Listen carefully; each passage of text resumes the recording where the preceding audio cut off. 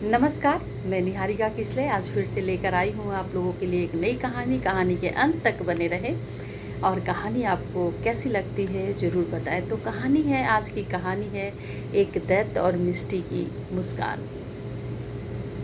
बहुत पुराने समय की बात है कि एक घना डरावना जंगल था। वहाँ उसका नाम था, उस जंगल का नाम काला वन। और वहाँ कोई भी आता जाता नहीं था, क्योंकि लोगों को ये पहले से पता था कि वहाँ एक दैत्य रहता है जो जाने पे कभी लौटकर वापस नहीं आता। वहीं गांव में एक दादी के पास मिष्टी नाम की लड़की रहती थी, जो दादी के साथ रहती थी। 10 साल की थी वो। लोगों से सुना था कि कालाबन जो है वहाँ एक दैत्य रहता है। लोगों से सुना था, पर वो इस चीज़ को मानती नहीं थी, क्योंकि बहुत सारी कहानियाँ सुनी थी। तो उसके मन में यही विचार आता था, कैसा दिखता होगा वो दैत्य, और वो दैत्य बना क्यों होगा। कहीं ऐसा तो नहीं कि वो अकेला होगा इसलिए वो दैत्य बन गया। कुछ तो ऐसी बात रही होगी, वो दैत्य क्यों बना। उसके मन में इस तरह तरह के विचार आते थे।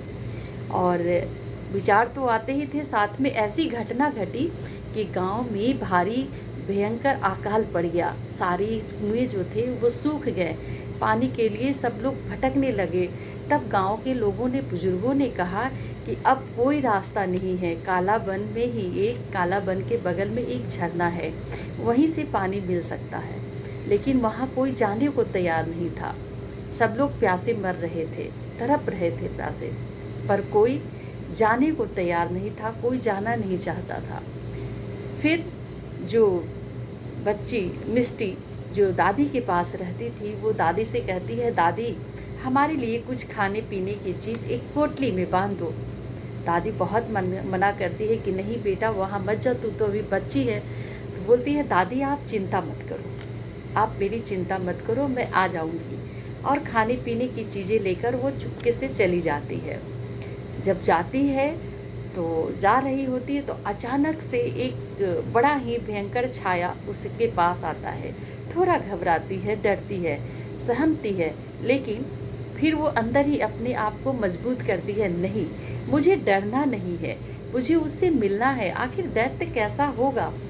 और जब वो उसके ऊपर नज़रें करती है तो देखती है बड़ी बड़ी आँखें, तपती हुई आँखें, लंबे घने बाल उलझे हुए, भारी भयंकर चेहरा, और काला रंग उसका बिल्कुल काला था, जो देख के डरावना लग रहा था। वो दहाड़ता है, बोलता है, तुम बच्ची छोटी, तुम्हें नहीं पता कि इस जंगल में मैं दैत्य रहता हूँ, तुम इस जंगल में क्यों आई हो। तो जो मिष्टी थी वो मुस्कुराते हुए कहती है, आप दैत्य हैं, मुझे तो नहीं लग रहा कि आप दैत्य हैं। अंदर से डर रही थी, लेकिन चेहरे पे मुस्कान लिए बड़े प्यार से उसे बोलती है कि आप दैत्य हैं, मुझे तो दैत्य नहीं लग रहे, आप तो मेरे चाचू के जैसा लगते हैं।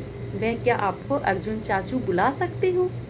और मुस्कुरा के कहती, मेरे पास इस पोटली में कुछ खाने के सामान है, आप चाहे तो इसे खा ले। ये बात सुनकर दैत्य भी सोच में आ जाता है, आज तक तो हमसे बिना डरे कोई रहा ही नहीं, और ये बच्ची देखो चेहरे पे कितने मुस्कान लिए हुए, ये बिल्कुल बिना घबराए हुए हमसे बातें कर रही है। दैत्य उसके पास ज़मीन पे बैठ जाता है और बोलता है, क्या तुझे डर नहीं लग रहा, मैं एक दैत्य हूँ, और तुझे नहीं पता कि मैं दैत्य हूँ, मैं इतना भयानक डरावना हूँ। लोग तो मुझे यही कहते, मैं डरावना हूँ, तब से मैं इस जंगल में रह रहा हूँ। और वो कहते कहते उसके आंखों में आंसू भर जाते हैं, और अपनी सारी कहानी सुनाने लगता है। वो छोटी सी बच्ची जो बिना डरे सहने उसके पास बैठती है, पोटली खोलती है और उसको खाने को देती है।